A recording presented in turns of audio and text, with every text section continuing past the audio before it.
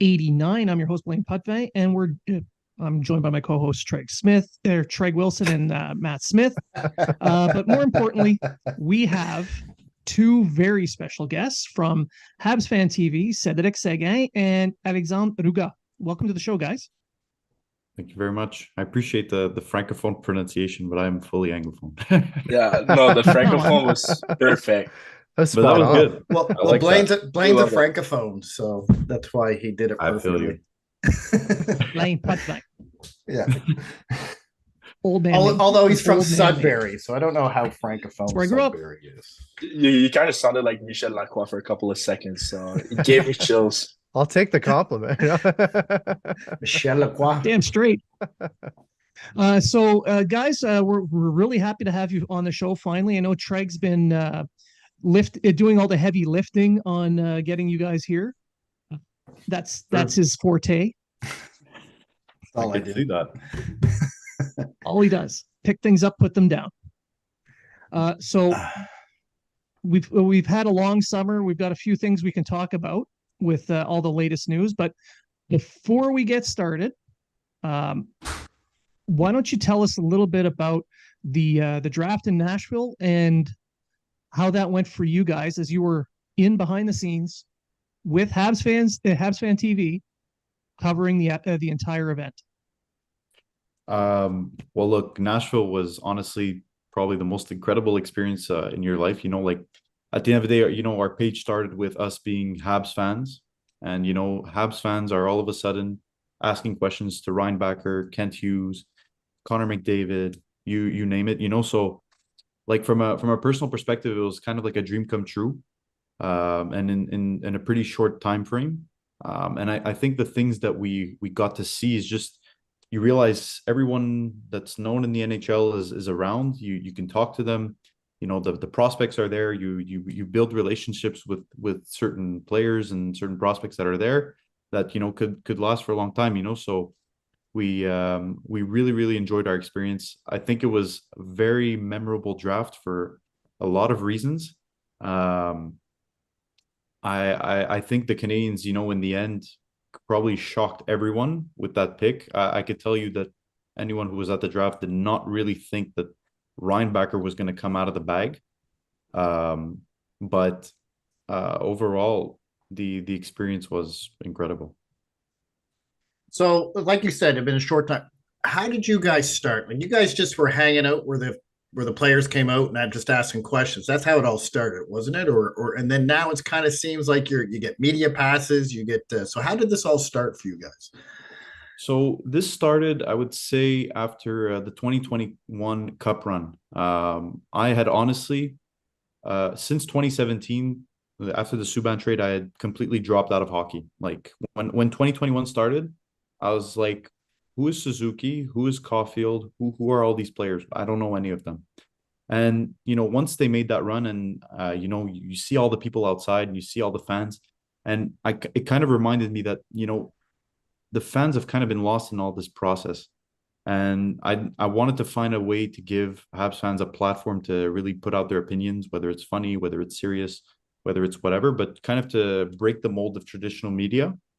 So the 2021-2022 season, I said, well, listen, they're probably going to make the cup final again because, they just made it. So it's like, obviously, it did not turn out that way at all. But, it laid the foundations for what happened right after, which was the next season. Cederik came along. We met each other at the draft. He said, you should think about maybe, doing some interviews with players. And I was like, yes, like I envisioned that down the line. But, Cederik decided to pick up his phone. He went a few times to the practice rinks and he managed to get a few sound bites from different players. It only takes about 15 seconds to ask a good question, so, and put it on TikTok, especially. It can't be more. So, ever since then, we've built, good relationships with certain players. I think the fans are loving it. I think the players are loving it. So, what happened with the draft is, Hockey DB, they have a majoritively Montreal audience. So they decided to hire, the best Montreal reporters they could ask for. So we got hired on their behalf and, made some content for them. And I am going to bring up your reaction for on the Reinbacher pick. Now, His reaction was the best, to be honest. it was good. Now, I will say you did come out and say, "Hey, I'm not against the pick." Was it more shock of who they picked, or because your reaction was classic? It was classic. Look, I mean, you know, when I put it out, I knew it probably wouldn't make everyone happy, but I know that deep down, a lot of people felt this way. And I think it would have been kind of inauthentic for me to take it down just because, you know, things turned a different way after, but putting in my position, okay, in my position, the day before we had talked to Michkov outside his hotel, just like very impromptu. And, we asked him, well, Matvey, do you want to play for Montreal? He's like, yes, like it would be great. They just have to pick me. And then we asked him, I'm like, okay, but like they're not sure if you want to play in the NHL or not. So what do you have to say about that? And he's like, well, like obviously it's my dream to play in the NHL. Like I wouldn't be here otherwise. So for me, in my head, walking into that draft, and with all the speculation about Michkov's stock rising, Kent comes out and says, he's very mature and everything like that. You don't really get an indication that there's any reason not to pick a forward when, in my opinion, probably that's the place where we needed a superstar. A superstar in defense, Reinbacher could end up being that guy. But for me, I think the biggest shock was just the fact that we didn't go for either Michkov or Leonard, and that we went for a defenseman instead. I think that's where the shock came from. And then, listen, after 10 minutes, you realize like, okay, that wasn't what I expected, but at least they picked the best defenseman in the draft. And clearly, when I saw the Coyotes pick Simashev sixth, I'm telling myself, well, you know what? Probably Reinbacher was going to get picked at number 6. So you add those things together and you realize that, listen, the guy, it's not his fault. And, he's probably going to have a good career with the Canadiens if he develops the way he's projected to develop. So for me, it became very easy to get on board after.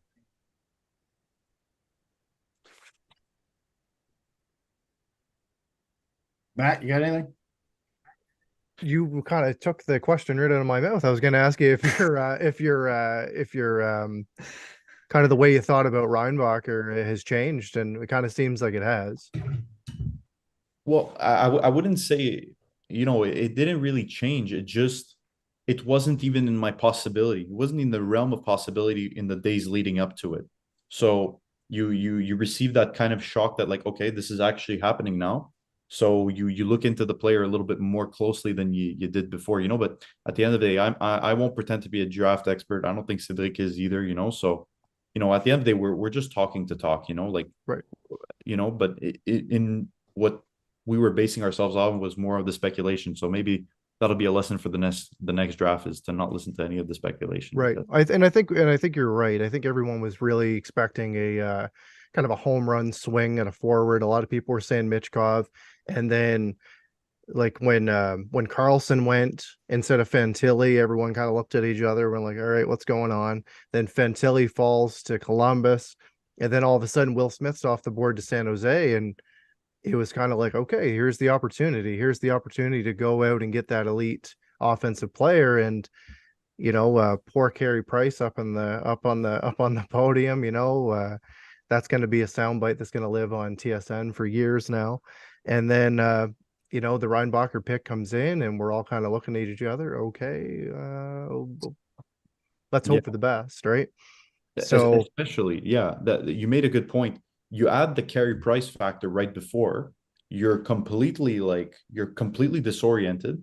And also a part of the video where I'm on the floor right before, I kept saying like, I'm going to throw up. Like, this is insane. I'm going to throw up. So that's why the puking comment came after, not because of Reinbacher, but just because the pressure of this pick started to dawn upon me, So, yeah.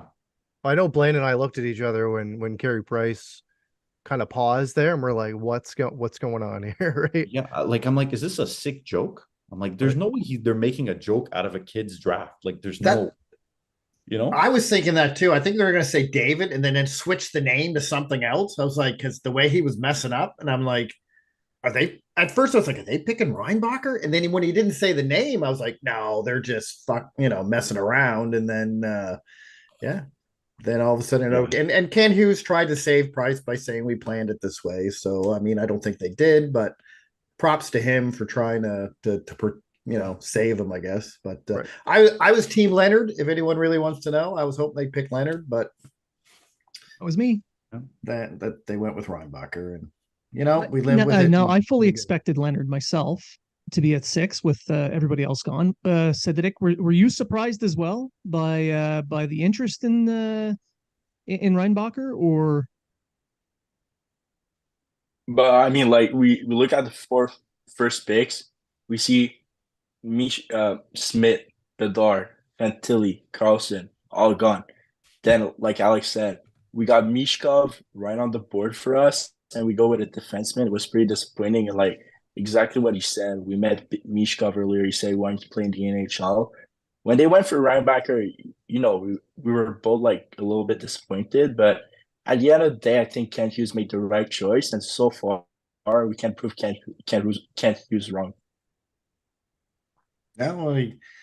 we're going to get into the offseason here, but I don't think Ken Hughes has done many wrong moves so far in my opinion, so far for the Canadians going forward. But we'll let Blain segue into whatever he wants to go into next here. So, well, he hasn't had any big, massive home run move. It's just a little win here, a little win there, a little positive here, and they kind of stack it all together. They put everything together, and it's little building blocks. So after the draft, I know there was a lot of negativity amongst a lot of the fan base because everyone did have their hearts set on this offensive star in the making. Everyone had this high hope that, okay, finally we got a 50-goal scoring winger. But they tend to forget that there's already one of those types of players on the roster. They were kind of tunnel visioned on that. So I can understand why he would go a different route. I, like you, Treg, thought Leonard was the guy. Yeah. But knowing about Reinbacher, speaking to his World Juniors coach for, on and off for 6 months, I knew a lot about this young player, so I wasn't upset. But you guys are the ones with the finger on the pulse of the local fan in Montreal. You get to see a lot of these guys. But the one person that I really wanted to know more from is the Franco Flavor Flav, the big guy with the beard with the gigantic gold chains. Danik. I want to hear from him. Danik. Yeah. Well, listen, Danik is the super fan. Like this guy, he has season tickets. He's there at 3:00 before every game. He gets ready, gets the juices flowing. There's beer being served and everything. You know what I'm saying? So he gets ready for the game, and afterwards, the first time it was after the Kirby Doc winner against Pittsburgh overtime. And, he came on and, he had a nice voice, a loud voice, and he liked to talk. And I was like, you should come back on. You should come back on. I feel like a lot of people are going to like you. And he's like, oh, really? Well, listen, I have season tickets, so you're not going to miss me. So, yeah. And ever since then, the guy gets stopped in the supermarket, at the cinema. People are asking to do the dance with him and together with him. We're outside the Bell Center, we're at the Rocket game, we're at the wherever you can name it. They know this guy, and it kind of exemplifies kind of like the kind of vibe that we want to have around the team. I think it's very easy to be negative, especially on social media. So I think the fact that like we're trying to make it kind of positive, especially like in probably a pretty terrible year, overall. You didn't have your superstars playing like Caulfield, and you still managed to make dances for Harvey Pinard and Kirby Doc because they scored, or they scored twice, or they scored 3 times. I think he was a very much needed positive force that we needed to get through this season, at least for me. Even Montembeault does his dance. Yeah, everyone knows. They all know. They all know. I think even Kirby knows. I told him, but I think Kirby's just the type to not get into it. Yeah.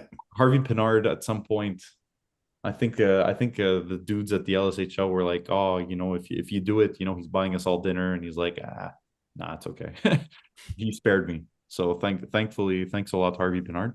Very generous guy. But But Arvid Pinard told us not enough flexible to the dance, so yeah, that's a bummer. it takes some flexibility. It takes probably some knee pads on, but Yeah. then you can do it without the knee pads. I don't think we need the Habs doing anything that might hurt them, because there's something in the water at the Bell Center, and it's not good. Hey, they got new trainers now. Trainers. That's gonna fix it. Why don't you fire the 100? Yeah, why don't you fire the 100-year-old doctor that they have and bring in someone new? That's what they got to do. But my 2 cents. Now, with the latest news with the Canadiens, the big trade, Hughes somehow comes out as the winner, as the third man in. He comes in off the top rope, hits them with a chair, walks away with all the goodies. What was your take? I'll start with Cederik. What was your take on that 3-way trade? I mean, we get the man, the myth, the legend back, Jeff Petrie, so that's a good thing. Well, it's not, but like for the joke, it is.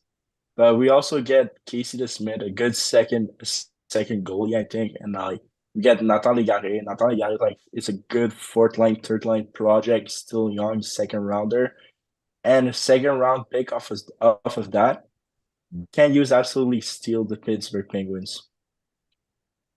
And also, I think this is genuinely the best move Kent Hughes has made in his entire tenure. And I will go as far to say that, because not only did you get a good asset in Jeff Petrie, because let's say down the line, we cut half his salary for $2.5 million. You can get a power play general like Jeff Petrie. There's going to be a lot of teams interested in that. If we keep him, I think he'll be traded before, but let's say theoretically. And not only that, the most important part is we managed to pull off a miracle and trade Mike Hoffman. That, for me, alone is a win, because Armia, I'm like, okay, well, you know what, 3.5 million, maybe like over the next year, like he'll cook up something, he'll have like another 3-goal game for no reason, and maybe he'll gain some steam. But Mike Hoffman, even when he was scoring 30-40 goals and then he was UFA, no one was interested. But who was? Mr. Marc Bergevin, obviously. But now that we managed to get him off the books, it gives us so much more flexibility, especially next year too. I think that contract was going to be untradeable, and I think we were going to lose Hoffman for absolutely nothing. So just that, I don't know how they did it, but I'm extremely thankful for it. Not eating any of the cap and opening up a roster spot for one of the young guys to step in. Exactly. Yeah. Especially at forwards, where there's we speak often about the logjam at left D. The logjam at forwards is crazy. Like we don't even have place for our young prospects. Let's say, we're talking about Josh Roy wanting to make a spot. We're talking about Owen Beck maybe making a spot. Those guys don't even have a spot because there's so many veterans that are there. So this was very, very important. And I'm very glad that, Hoffman was the one to be traded out, especially.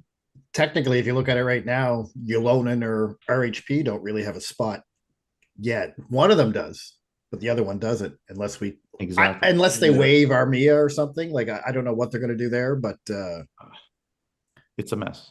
It's a genuine mess. Because you're absolutely right. We have guys, Owen Beck, Joshua Waugh, Sean Farrell, Emil Heineman, who could all push in this preseason and maybe try to steal a spot, but where do you put them?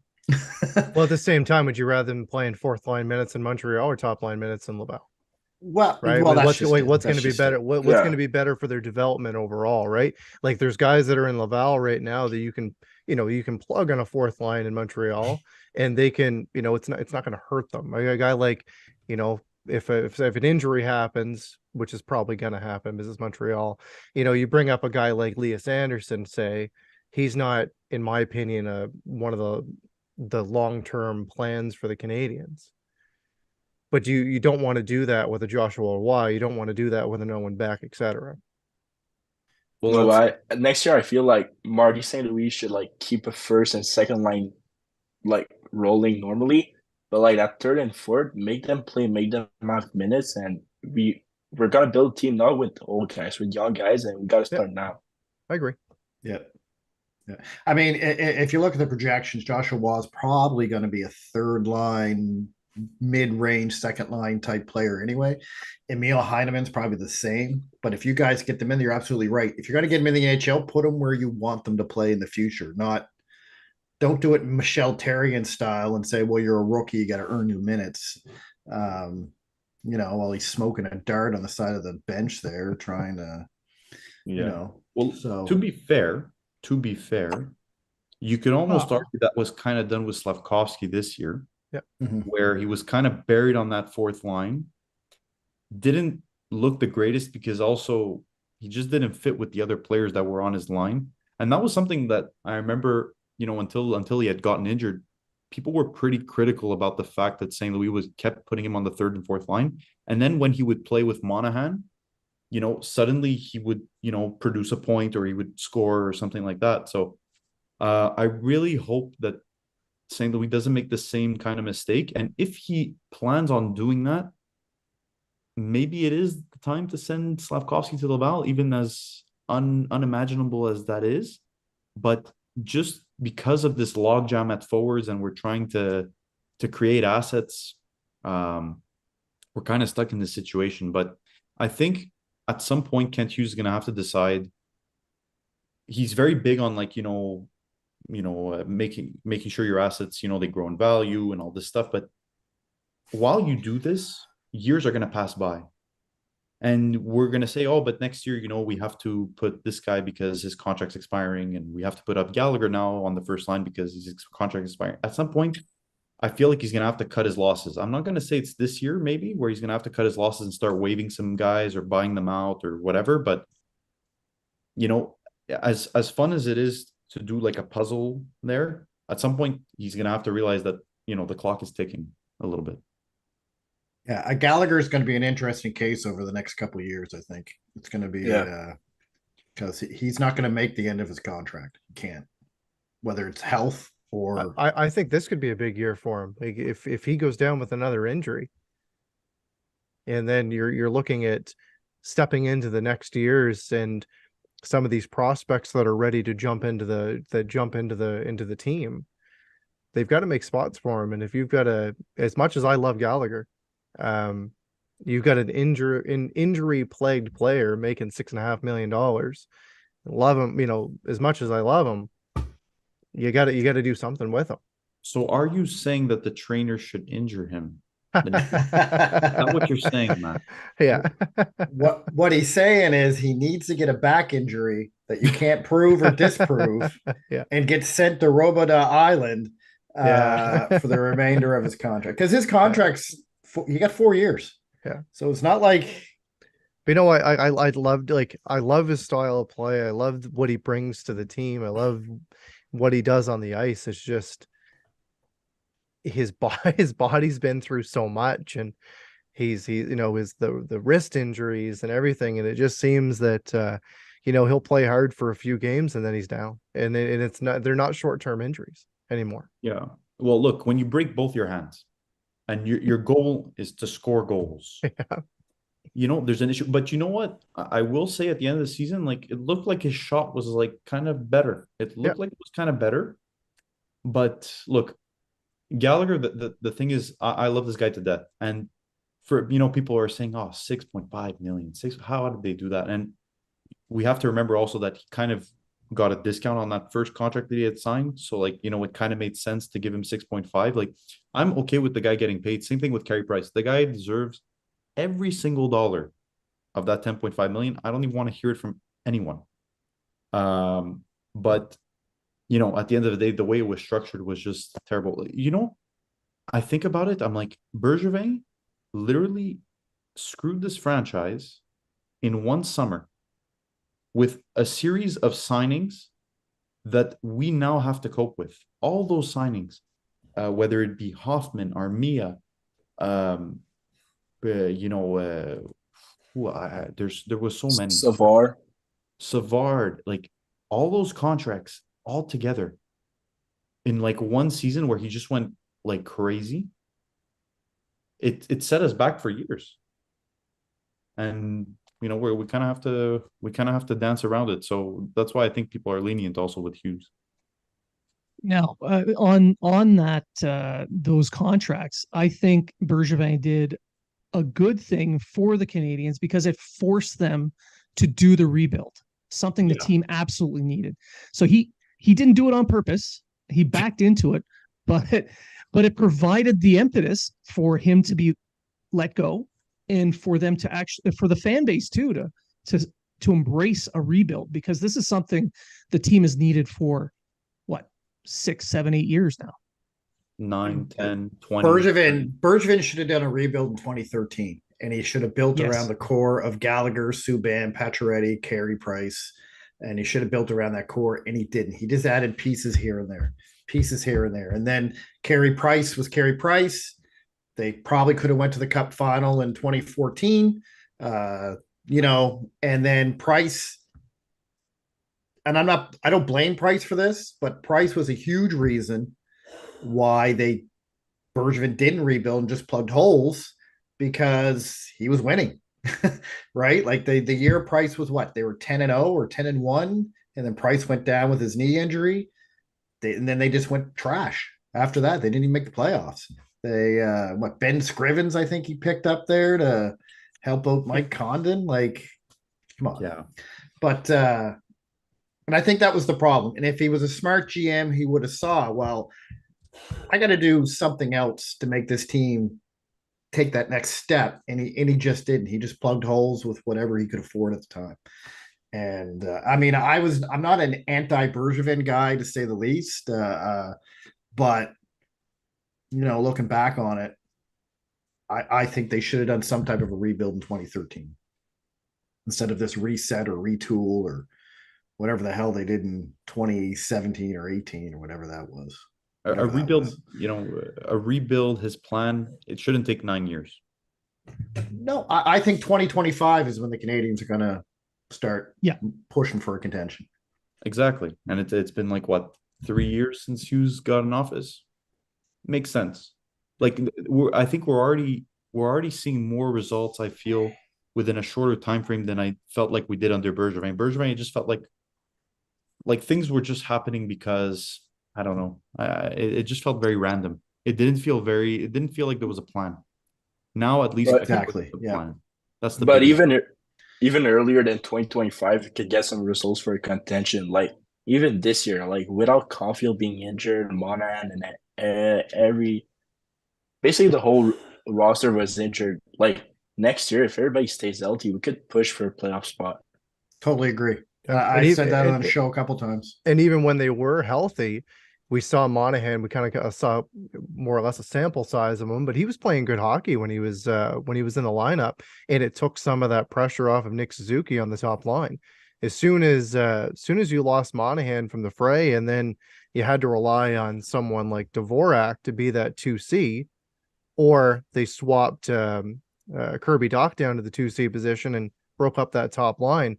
We saw the extra minutes being put on Suzuki, and by the end of the season, he was just done. Because you can only play 22. He's the only one that played, though. Well, yeah, you're playing 22 minutes a night, right? Yeah. He's the only one that played all games. Yeah. I've always said, even with this year, if Montreal stayed healthy, they're not picking top 10. Or they're picking around the 10th pick. I still believe if they stayed healthy all year, they were picking 10 to 15 in the draft. And people like to talk about, but our division and blah, blah. Listen, the Ottawa Senators, who, Sens fans will say are creating the next dynasty, the most incredible thing they've ever seen, they only got a measly 10 more points than the Canadians this year. Yep. 5 wins. With Caulfield back in the lineup for half the games, do you think the Canadians could have gotten 5 more wins? Absolutely. I think so. Not only that, okay, you've got Detroit. Meh. Okay, sure, they might make a step this year. Buffalo, I'm more scared that Buffalo will be ahead of us. But even then, it's like, it's a wild card, right? If Tage Thompson gets injured, we saw what happened at the end for Buffalo. It ran out of steam.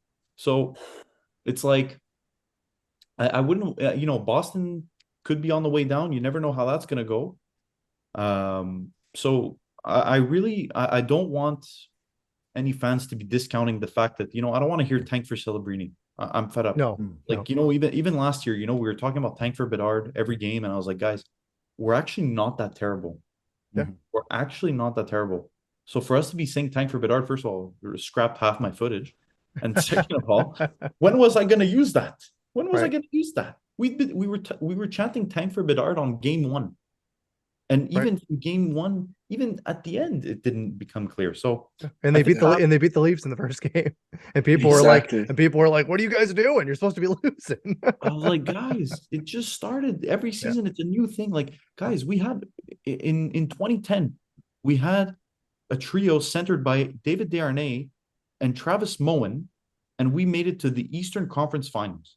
Yeah. Montreal, it does something to a player. Yeah. When they come here, they become magicians. So as long as we just make it into the playoffs, after that, literally anything can happen. So I don't care if the team's not good enough. I don't care. We haven't had amazing teams, and we've still done a lot, So I don't think we should just look at the strength of the division as an excuse. It's one thing to want high draft picks for a year or two, but if you keep doing it over and over again, it just gets too much. These teams have to start winning at some point. Yeah, I think it's all those prospects.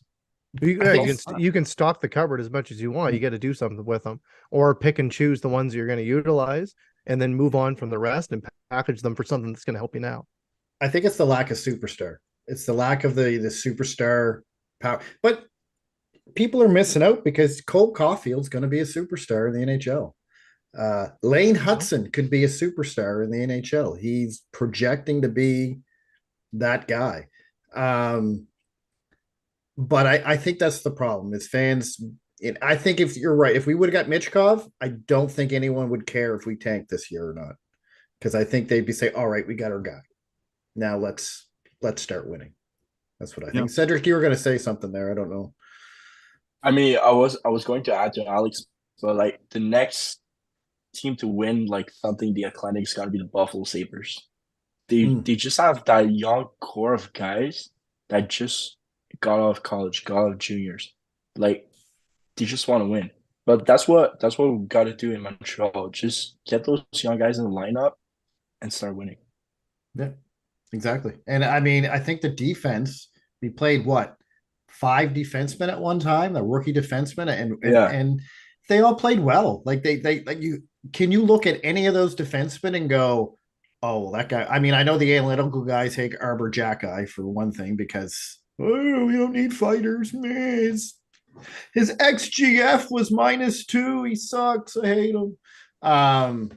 But he brought something to the game that Montreal needed, right? Like he brought that toughness, he brought that fear, he brought that intimidation, whether he had to use it or not. Plus, he could skate and he could shoot, right? For a guy that went undrafted. Caden Gooley is probably going to be the next Shea Weber, right?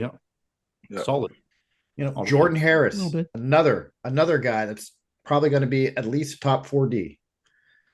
I'm not saying Jackeye will be a top 4D, but he so far he is. So far, with Montreal, he is. I mean, I like everyone on the show knows I'm a Jackeye. I love Jackeye. I think he's one of my favorite players. The problem with Jackeye, if you put it down at 6, he's going to do everything to his power to go back at number 1. Yeah. Yeah, and you never see him make the same mistake twice in a game. Never. It's a good problem. It's a good problem to have. Like he just wants to be like the best version of him, the best player he could be. But you know what? Even if he ends up being a solid 5-6 for an undrafted player with the story that he has, it's still a big win for the team. Yeah, and most importantly, he plays for this. Yes, he plays for this very much so. Every night. Very much so. And, I honestly, unfortunately, like I like the core that we have, but I can't say all of them play for the C like he does. So, it's something that you can't say it's meaningless. You can't just, like Trege was saying, the statistics, everyone can shove them up their ass, honestly. Because when Jackeye's on the ice, the other guys are afraid.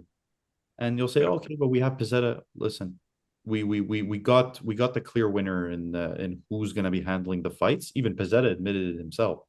But you know, you have to have this guy in the lineup. Yeah, and story. There's a little bit of a weight class difference too when you start talking. You don't like. I'll give it to Pezzetta. He'll drop with anybody, but do I want to see him dropping the gloves with Ryan Reeves again? No, I don't. No, Right? no. There's a difference between. Go ahead. I was going to just say he doesn't really need to. Jack Guy's there, and you know, Pez I think could offer probably something better in terms of energy, and you know, like when he's on, you know, you notice him, he's throwing hits, whatever. Yep. I think just throwing hits, you know, making it uncomfortable for the defense. It's more valuable than him getting into a fight.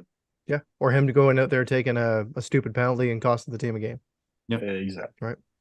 He knows how to forecheck. He knows how to forecheck. He knows how to bring energy. Yes, he does. But look, and there's a major difference. Oh, sorry. Go ahead, Cederik. Oh, go ahead. No, but I was just gonna say for defense next year, like we're stacked on defense. We don't need any more defense.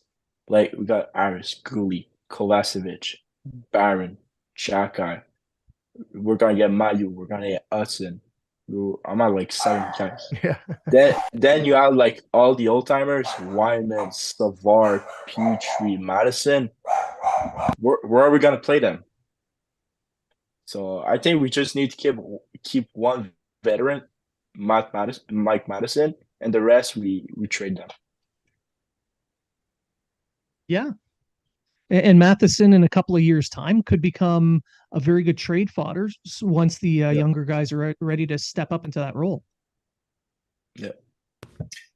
Personally, I think Matheson within the next year will be the best trade asset they're going to have on that blue line. Yeah. Especially when it comes time for Lane Hudson to come into the NHL, you can start kind of moving him out, and he's still going to be worth getting something back for.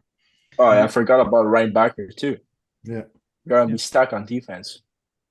I was gonna say with Matheson, like last season, he was on like almost a PK Subban Norris pace, like very low key, and no one talked about it.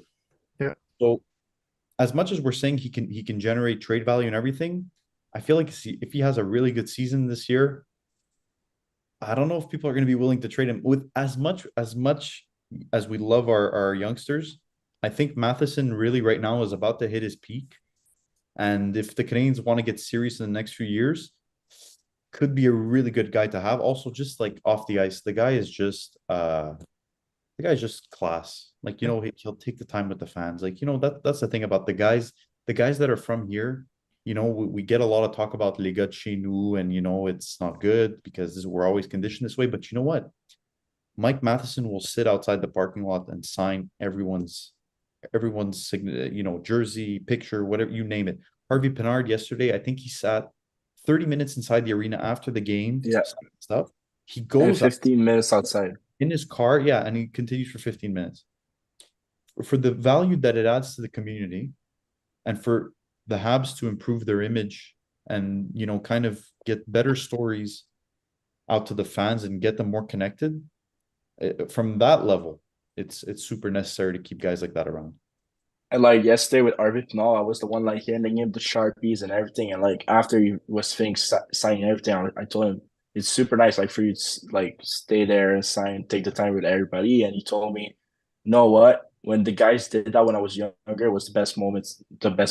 So to give back, that's what he said. So he's such a nice guy, pure of heart, and really a class guy. That brings up a point too of the community. When you talk about the community and culture and all that stuff, is why Montreal needs francophone players on the team. I know this for some people is a sore spot for some reason. I don't know. Now they don't need that francophone player to be a top line center or whatever. They just need a francophone or two on the team so that young francophone players can see them and go inspired to be there and have them out in the community. Jonathan Drouin, I thought, was great for the community because he always did stuff in the off season in the communities in Montreal. I mean, love him or hate him, he was there for the community. So yeah, no, he showed up, and I remember at some point, I think it was in San Jose, I had told him, you do really good work with your foundation, and like I feel like people don't give you enough credit for it. And he said, well, I don't do it to get credit. He's very much a quiet guy, very much goes about his stuff, and like that's why especially this season, where a lot of people had a lot to say about Jonathan Drouin. Um, I think it also goes back to what we were saying before about like trying to keep everything positive, because at the end of the day, the guy's on the last year of his contract. Like now is not the time to complain about how he's been playing. It's been 6 years now, and along the way he had injuries, he had all sorts of stuff happen to him. So it's just what do you call it? It's just an unfortunate thing. It's nothing to hate on the guy. It was just an unfortunate set of circumstances. That's it. And he was producing well when he was playing. He was a good producer. He's a decent player, but I think the expectations were that he was going to be this top line superstar. And then when he didn't reach that level, people started to get sour on him, and they started to pile up when he didn't deserve it. And Sergachev ending up the way he didn't help either. Salt in the wound. Like I said, yeah, the most unfortunate set of circumstances for Jonathan Drouin in Montreal. Treg, what else you got? I'm good. I talk too much. We all do. All right. So before we end the show, there's one serious, significant question that I need to ask Cederik, and that's: have you and Alexandre mended fences after he benched you at Kevin Nerapayed's charity tournament? Okay, so basically, like he did this whole story about benching me, but at the end of the day, he didn't, because I scored a big goal for the team. But you know what? I was a turnover machine at that game. I made so many turnovers. Like my stat line is like 1 goal, 80 turnovers. But we don't talk about that. We just talk about we're just talking about the goal, and we talked about how Alex is a good coach, and he should be back next year. And if he wins next year, I see him like going to an NHL roster. Listen, I hear that the NHL is calling to give me a Jack Adams award, like in an honorary fashion. Obviously, Cederik, I tried to bench him, but he would just find his way on the ice. Josh Roy was going on. He's like, okay, I'm going on too. So, he got a bit excited. We were good line mates. Yeah. Like honestly, at that game, I felt like Connor Bedard. Like he was getting passes, I was sniping, but I couldn't find the end of the net like him. Pure turnover machine. Actually, right before he scored, I was about to tell him, I'm like, I can't play you. I can't play you right now. You're turning over the puck. Like, I don't know what to do with you. And he took someone gave him a water bottle, had something in it. And it was the Michael Jordan secret sauce. Michael Jordan secret sauce. And he went on the ice and he did it. I did. I don't know if he shot the puck like that. I don't know if you look at the angle. I don't think he even shot the puck. It kind of just like floated in. You just touched it to kind of like, I don't know. What Cedric, it doesn't matter. Years from now, it was a snipe top corner. Goalie didn't even see it. I'm a point per guy. I'm a point per guy player at the Classic R. But you know what? Next year I'm gonna be back. I'm actually gonna sleep early this time before the game. Gotta do a pregame warm up and everything. Because one thing we gotta say: 1 minute before the game, I didn't even have my skate on. My skates wasn't ready. I wasn't ready for the game. Like, it was doing a speech. It was just me, like, tying up my skate, putting my shoulder pads on. Like, I wasn't a team player at the Classic Car, but next year I'll be. I learned from my mistake. I was the rookie this year. Next year I'm going to be a veteran on the team, so I learned from my mistake, and I'm ready to have a bigger role next year. All right, I just got to have some quick fire questions for both of you. Caulfield, does he score 50 goals or not? Yes. He's going to score 60. Ooh. You could clip that. He's going to score more than 50. I'm telling you, I'm betting you a lunch. I'll pay you a lunch. Anything you want.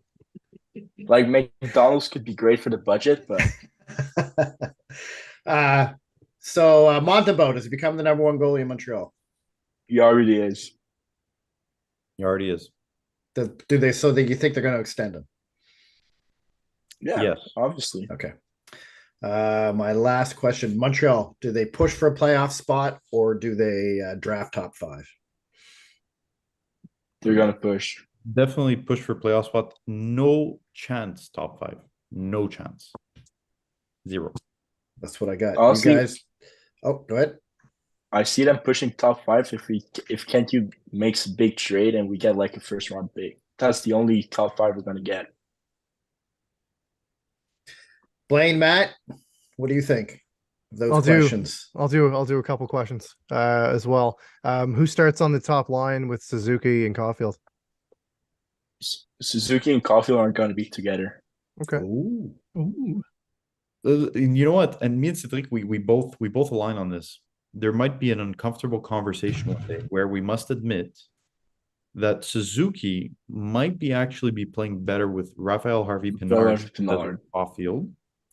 And we may have to try Kirby Dach and Caulfield. We may have to try it. Yeah, But to answer your question, I don't see Kirby Dach going on the wing because I love him so much at center. It's like it's night and day. Like as good as he was on the wing, at center he's even more incredible. So I think it's either Newhook or Monahan. I'm gonna say Monahan for the size. Okay. No, I'm gonna say Monahan's gonna be with Kirby Dach and Cole Caulfield because chemistry Monahan and Caulfield was amazing. So Newhook, Harvey-Pinard, Suzuki is gonna be your first line.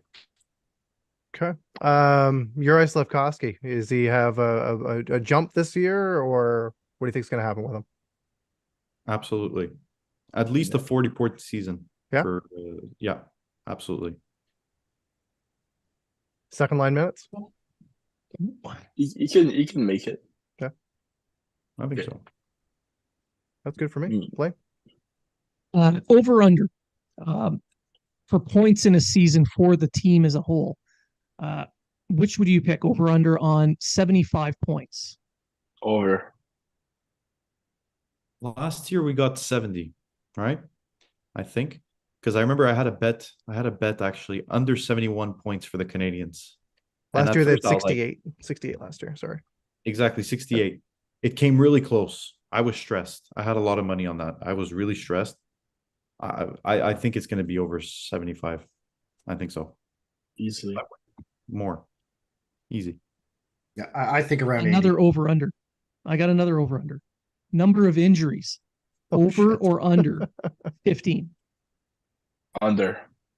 Ooh. Over because that's life. Can't have nice things. That's it. Especially in Montreal. Are you counting price? Because right now you're at at least one. If you're counting price.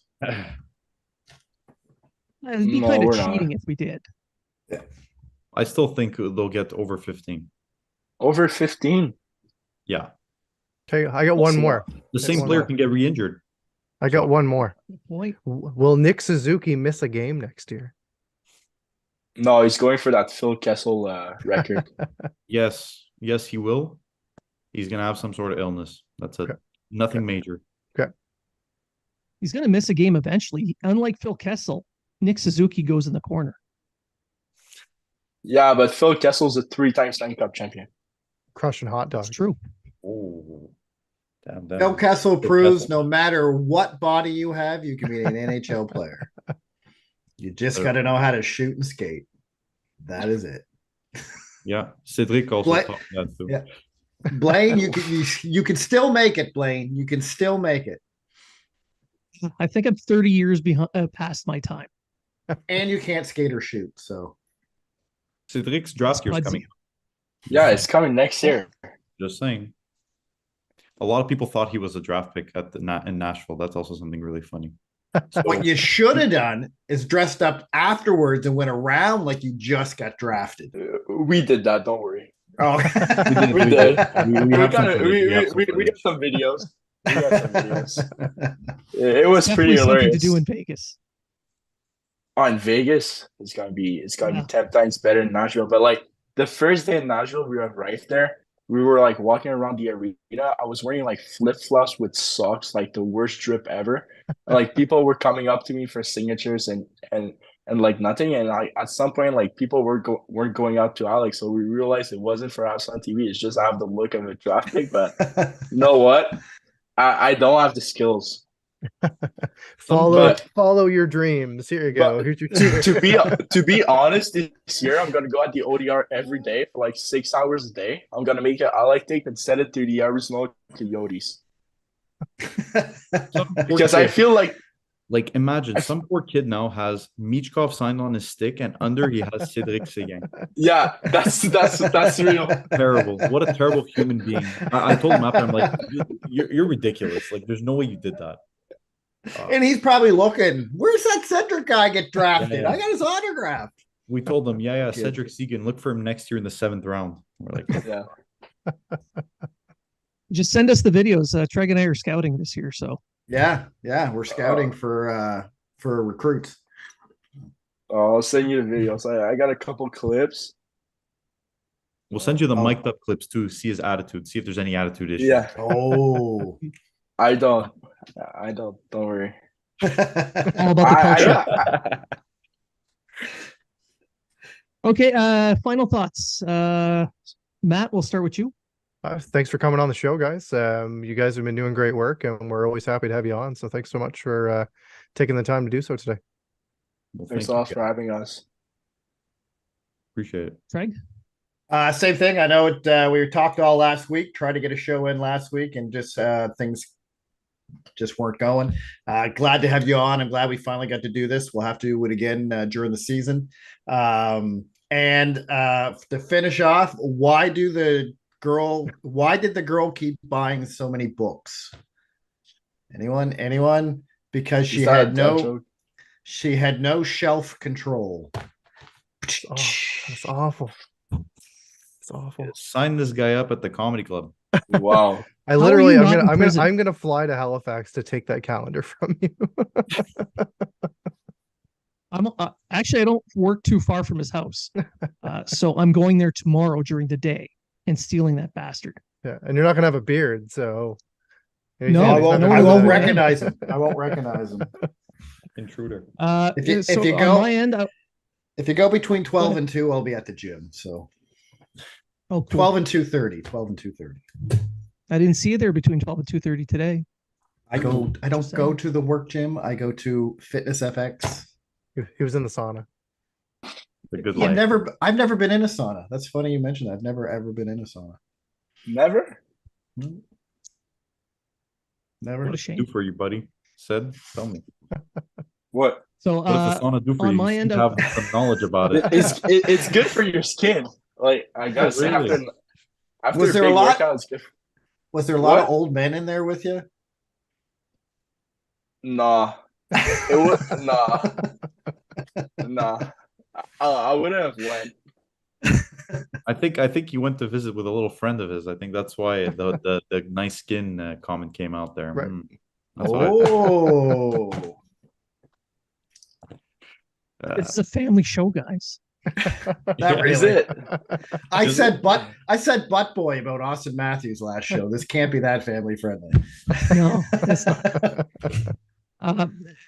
I grew up with Finns, so going in the sauna was normal. You go in the sauna, jump in the snow, go back in, you get drunk, you do the same thing over and over again. It was good times. But for me, I want to thank both you guys for coming on. I've been loving all the work that you guys have been doing over the last couple of years. I love seeing the fans being involved, and you guys have done an amazing job of bringing all the fans in, showing the positive side of the Habs fan nation. You know, you get to see everyone craps on Montreal fans all around the league, but then when you see it on, TikTok, YouTube, the fans are just out having a big old blast. It's a gigantic festival, and you guys capture that. So I really, really appreciate you guys doing that. I love seeing it. I can't wait to see you guys succeed even more this year. So I really appreciate you guys coming on the show and sharing a little bit of time with us. Hey man, thank you so much. I appreciate the praise and listen, speaking about the other fans, they wish they had something like this, but it just can't be recreated. It just can't. Thanks all for having us. I know, it's our pleasure. So why don't you tell everybody just a couple of spots where they can find you? If you have anything special coming out, you want to break the news here, feel free. Okay. Well, listen, you can find us on TikTok, Facebook, YouTube, Instagram, Threads, technically, Snapchat, technically. You can find us everywhere. That's kind of the point. The The most important place you could find us, September 25th at the Bell Center. Be there. That's true. Every game. We didn't miss a single game last year. So we plan on keeping that record. Us and Nick Suzuki have that in common. So on that note, I mean, listen, we've probably got a podcast coming in the works. We're just we want to make it good. Want to make it really good. Awesome. Again, thank you guys very much for coming on the show, and for everyone who's tuned in. I want to thank you all for sending in your requests for guests, for all the comments you share with us on social media. Keep the emails coming. Keep these comments going. We love interacting with everybody. We love this community that's being built up, and we love sharing all the positivity that we've been seeing recently. So keep that up, and remember, if you're talking about it,